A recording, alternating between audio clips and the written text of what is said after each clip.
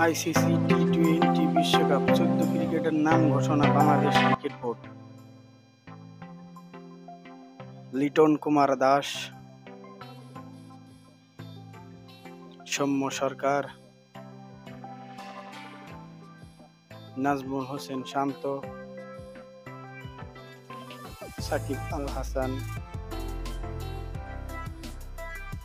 Towhid Hridoy, Mahmudullah Riyad, Rishad Hossain, Zakir Ali Anik, Tanzid Tamim, Sheikh Mahdi, Saifuddin, Mustafizur Rahman, Shariful Islam,